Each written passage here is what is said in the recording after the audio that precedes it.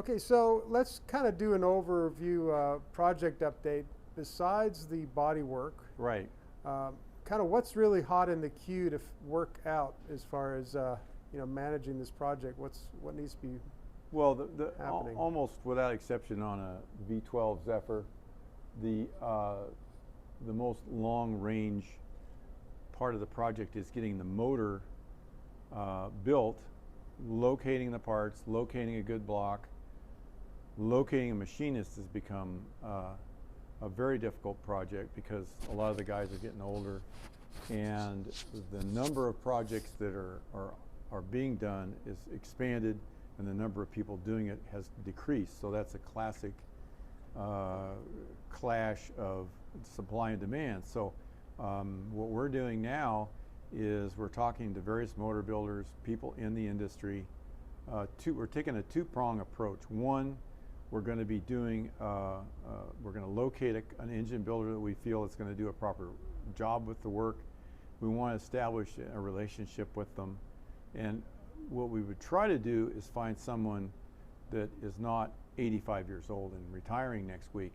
We want to find somebody who's maybe 40 or 50, and we can look to him to establish a long-range relationship that will go on, because we have some motors rebuilt right now, but we'll run out of those, and we want to be developing a relationship with a motor builder and also securing the parts that are necessary to do the work. Additionally, what we've decided to do is go through the Zephyr Club, and we're going to be having a round table with some of the older motor builders and some of the guys that are really expert in this sort of thing. And we're all going to sit down, we're going to go over from the very beginning of the process, locating and securing a block, locating and securing the parts to rebuild the engine. How do you clean the engine? How do you magnaflux the engine? How do you start assembling the engine? And then ultimately, of course, we want to look at the distributors as well, which are fairly complicated. We've got 2 water pumps we got to work out.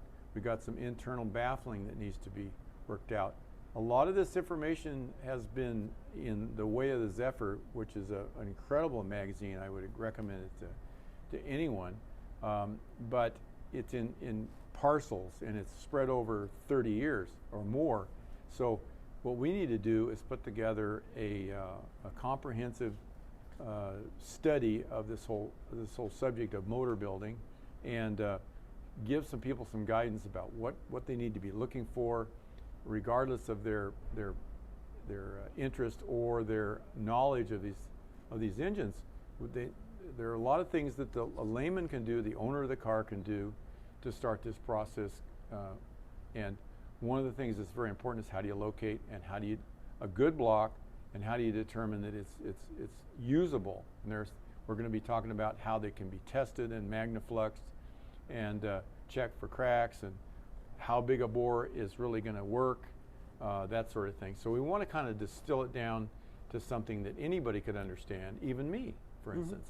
I am not a motor person. I can talk a good show, but when it gets to actually building an engine, we need people with actual working experience, and we need to be able to communicate with the motor builders.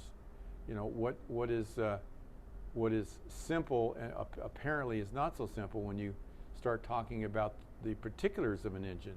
Yes, everybody wants to get you to believe it's just a big flathead, like a flathead Ford. I can tell you for a fact it isn't. It's a great deal more complicated than that. So we need to put together a comprehensive group of information maybe in a video form, maybe in a written manual form, and we're going to be looking for help from not only the machinists, but the guys that are in the club and have been doing these for many years, about the important parts of it, and take it from the very beginning and explain it in English to a layman who can follow along, and then he can help in this process to locate engines, to locate parts, to locate machinists, and figure out how this whole process plays out so that they can play an active role in the rebuilding of the engine. Yeah, and I guess also to help you along with your timeline, because right. You well, we're right in the moving. middle of this whole thing, so we're very anxious to Did to get this process the underway. last person we visited had some ideas on how we could do some cleanup Yes. and prep ahead. Yes. That really it'll speed up whoever lands up with it, right? Yeah, I think two really important reasons why it's important for the owner of the car to have at least either himself or someone help him look at the block and say, this is a viable block. This is a block that I can use for the rebuilding of my engine. So we want to start with that.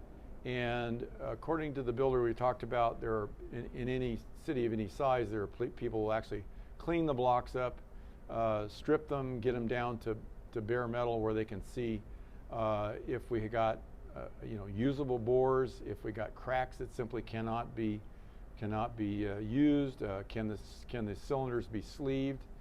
Do we even want to sleeve an engine? We'd hopefully not, but we're going to get down to the point where we're going to have only a certain number of engines and we can't be picky anymore. We're going to have to say, all right, this one is overboard, it needs to be sleeved, and how does that process play out?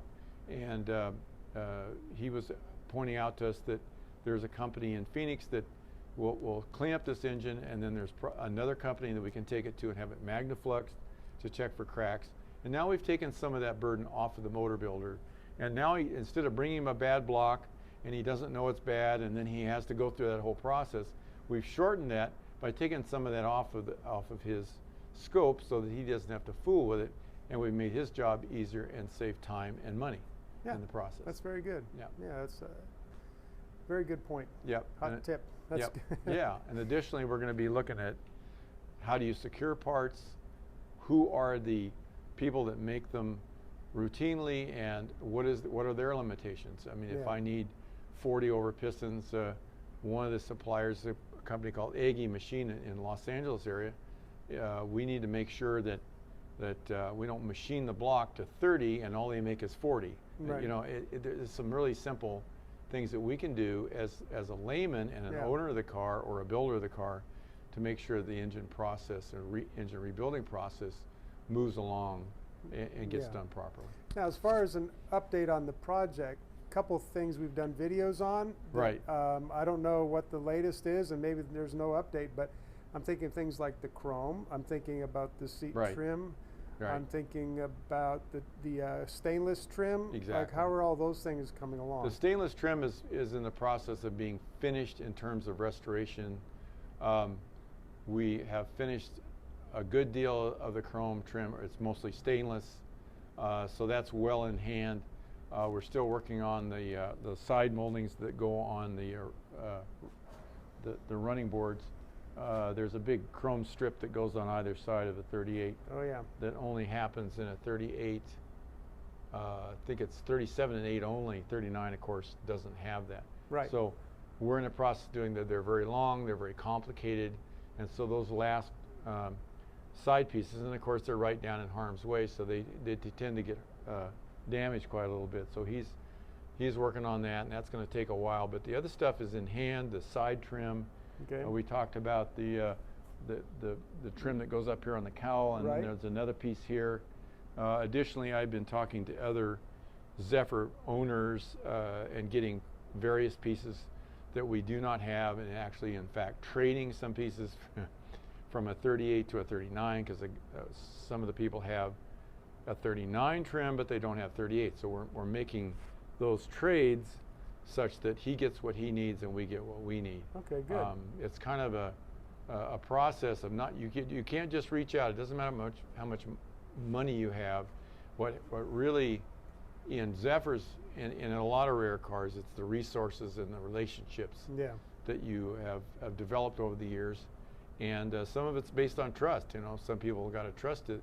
They send you their precious stuff that you are in fact going to either pay for it or trade back, and we're negotiating with a guy right now for a deal just that way. Yeah. So he's got to feel comfortable that when he sends off his precious trim that he's trading, that we're going to return it, the stuff that we need to trade him, and it's done properly. And we've made that assurance to him that if he in any way is not happy with it, that we'll reverse it and go back. But I'm confident that he'll be really happy, because we're going to do a really good job with his stuff. Yeah, you will. Now, is there any update on the chrome replating? Chrome replating is still in process for the bumpers and the bumperettes, and then the hood ornament. I don't expect that to be done for a little bit longer. Okay. We're a little bit, down the road, but that fortunately we put that in over a month ago. Right.